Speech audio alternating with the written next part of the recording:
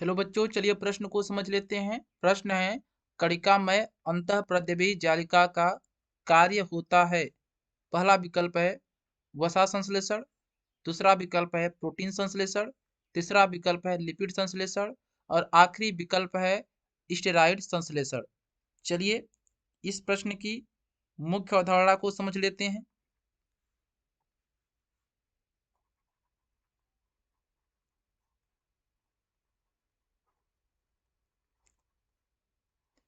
सबसे पहले आइए जानते हैं अंतःप्रद्रवी जालिका के बारे में।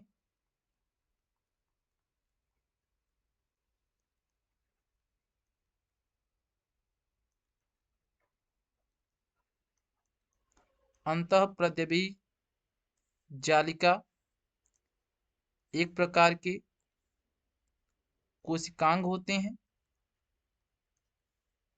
एकल झिल्लीबद्ध कोशिकांग होते हैं। एकल झिल्लीबद्ध कोशिकांग होते हैं। अंतःप्रद्रवी जालिका दो प्रकार की होती है। चिकनी चिकनी अंतःप्रद्रवी जालिका और दूसरा प्रकार है कणिकामय कणिकामय अंतःप्रद्रवी जालिका।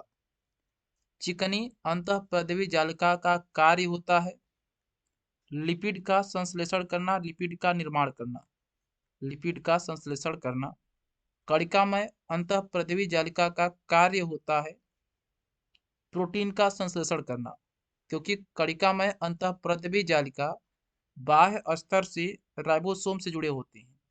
बाह्य स्तर से राइबोसोम से जुड़े होते हैं और राइबोसोम पर प्रोटीन का संश्लेषण होता है। प्रोटीन का संश्लेषण होता है।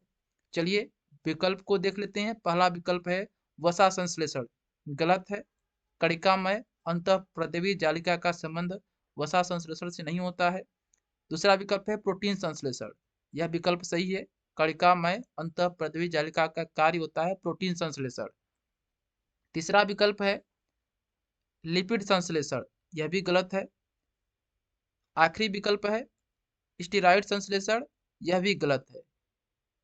चिकनी अंतःप्रद्रवी जालिका का कार्य होता है लिपिड का संश्लेषण करना और कणिकामय अंतःप्रद्रवी जालिका का कार्य होता है प्रोटीन का संश्लेषण करना। इस प्रकार कणिकामय अंतःप्रद्रवी जालिका का कार्य है प्रोटीन का संश्लेषण करना।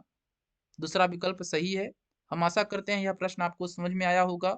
धन्यवाद।